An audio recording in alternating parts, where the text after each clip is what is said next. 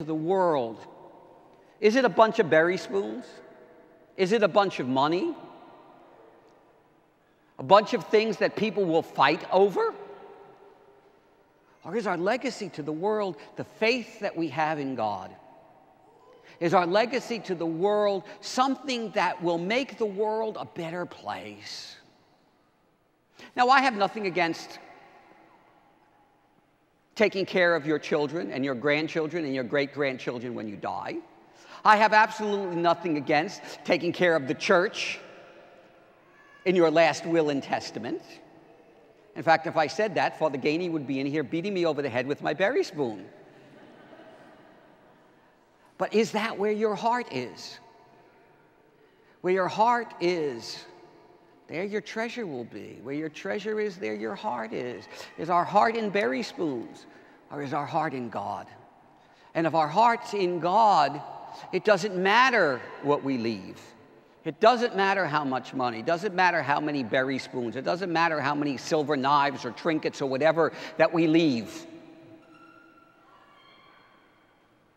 We make the world a better place because we leave the gift of faith and forgiveness and compassion and love in our hearts. And we pass that on to our descendants, to our children, to our grandchildren. And that is more important than any money, than any special trinket, than any wonderful picture that we could ever leave to anybody. I just got back the other day from visiting my mom and my grandmother in New Jersey. My grandmother, as I think you know, on July 20th turned 106. And she's in pretty good shape. She looks 106, I have to tell you that. She looks a lot older than last time I saw her. She's not getting around quite as much as she used to, but she still has more energy than I do.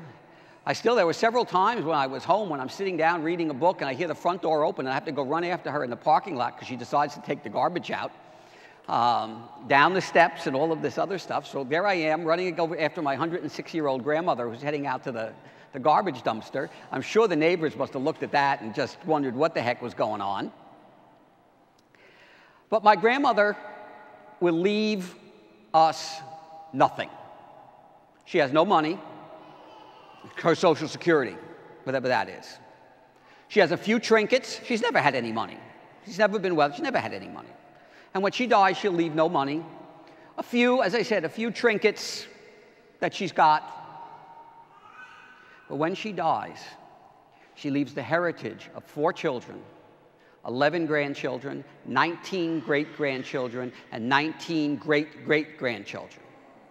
Doctors, lawyers, a priest, a minister, retired military, mothers, teachers. Those 50-something people are in just about every kind of profession you can think of. All good, faithful, faith-filled, caring people. That's the legacy my grandmother will leave. Not worth much in the eyes of the world. No berry spoons. My grandmother does not have a berry spoon. But she will leave a gift that can never, ever be valued. Because she is a woman of faith, a woman of prayer,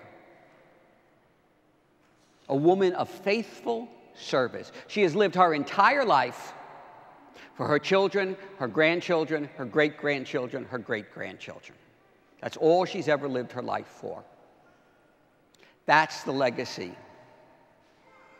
that we hope to give. I can't think of a better legacy than that. Than to live a life of faithful service.